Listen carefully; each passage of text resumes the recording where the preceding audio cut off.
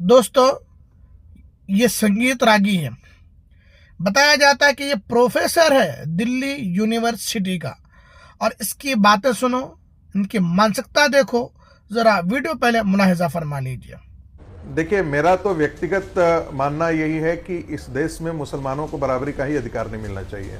ہاں بیٹا, یہ دیش ہندوؤں کا ہے جس میں مسلمان رہتے ہیں, ان کو ناگرک ادھیکار بالکل دیجیے, لیکن کیا جو کلچرل اسپیس ہے اس دیش کا, اس کلچرل اسپیس پہ میں ان کو برابر کا.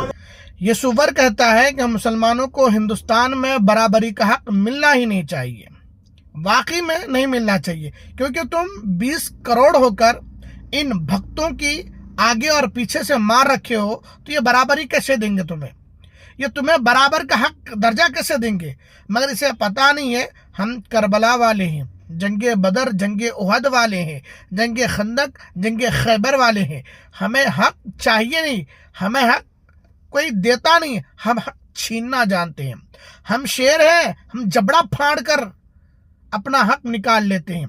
اور اس کا منہ دیکھو, اس سور کا, اس حرامی اور نسل کا منہ دیکھو, ایسا دکھتا ہے کتا اور سور کا مکس کر کے ایک منہ بنایا, وہ سنگیت راگی کا بنا ہے.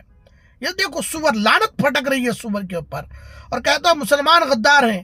ابے آر ایس ایس کی چڈی, آر ایس ایس کی پیداوار, اور گفا میں پیدا ہونے والا بابا آسارام اور گرمیت جیسے باباؤں کی پیدائش, نطفہ, ناجائز اولاد. تو تیرے آبا و اجداد بتا کتنے لوگ تھے جنگ آزادی میں جو شہید ہوئے 1857 سے لے کر 1947 تک.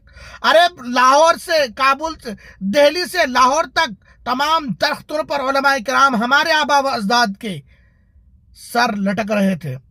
انہوں نے قربانیاں دی اس ملک کے لیے. رامی, تم لوگ تو 56 سال تک اپنے آر ایس ایس کے وہاں پہ تم نے جھنڈا نہیں لہرایا, ہیڈ کوارٹر میں بکواس کر رہے ہو آ کے کہ مسلمانوں کو یہ نہیں ملنا چاہیے.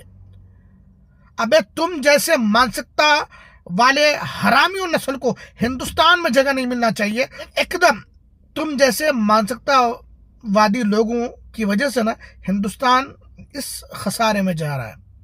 یاد رکھو, اگر مسلمان سٹک گئے نا, جس دن جتنا بھوک رہے ہو نا تم لوگ, ہم سب برداشت کر رہے ہیں.